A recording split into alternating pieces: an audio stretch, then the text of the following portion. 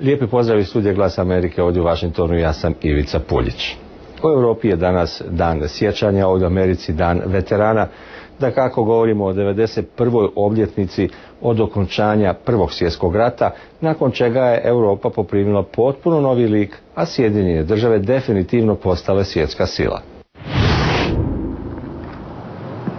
Predsjednik Obama danas je, kao i američki predsjednici prije njega, dan veterana obilježio na nacionalnom groblju Arlington, nadomak Washingtona, gdje je položio vijenac u čast svih Amerikanaca koji su se borili u ratovima diljem svijeta.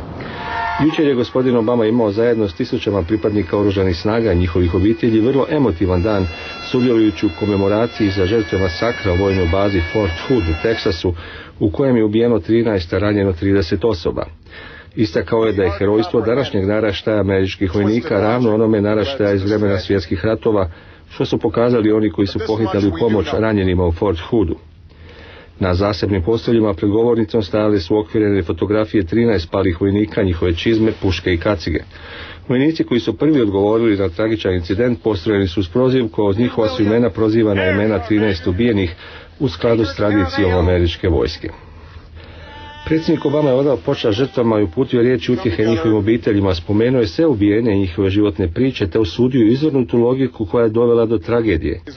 Niti jedna vjera ne opravdava te krvoločne i kukavičke postupke, niti pravedni i dobrostivi Bog na njih gleda s naklonošću. Za ono što je učinio, znamo da će se ubojica suočiti s pravdom na ovome i na drugom svijetu, rekao je gospodin Obama. Predsjednik nije poimence spomenuo ubojicu 39-godišnjeg bojnika Nidala Malika Hasana, američkog državljana jordansko-palestinskog podrijetla, koji je preživio i pored 4 rane i trenutačno se oporavlja u vojnoj bolnici u San Antoniju. Bojnik Hasan je svoj ubilački pohod izveo u centru za medicinsku obradu vojnika u Fort Hoodu, a svjedoci govore da je pucajući iz 2 pištolja uzvikivao Allahu Ekber, odnosno Bog je velik, i da je gađao osobe odorama, a ne civile zaposlene u centru. Američki mediji u međuvremenu javljaju kako su istrazi došlo do podataka da je prije godinu dana FBI upozoravao vojne vlasti na Hasanove opetovane kontakte s Anwar al-Awlakijem, radikalnim islamskim imamom u Jemenu, no tada je ocijenjeno da on ne predstavlja opasnost. Vojni istražitelj koji je došao do takvog zaključka navodno nikada nije proslijedio e-mailove upozorenja koje je dobio od FBI-a službenim putem u Pentagon, te da vojska nije ni čula za njih sve dok se nije pokrenula istraga nakon masakra u Fort Hoodu.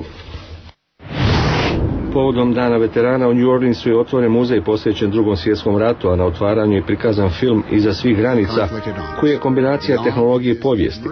Producent filma je glumac Tom Hanks, koji želi da mlađe generacije Amerikanaca budu svjesne kakve su žrtve njihovi preci podnijeli za slobodu. Nije nam cilj govoriti o pobjedama, nego želimo educirati ljude o svjetskoj povijesti i ratu, u kojem je preko 65 milijuna ljudi izgubilo živote, poruka je s otvaranja muzeja.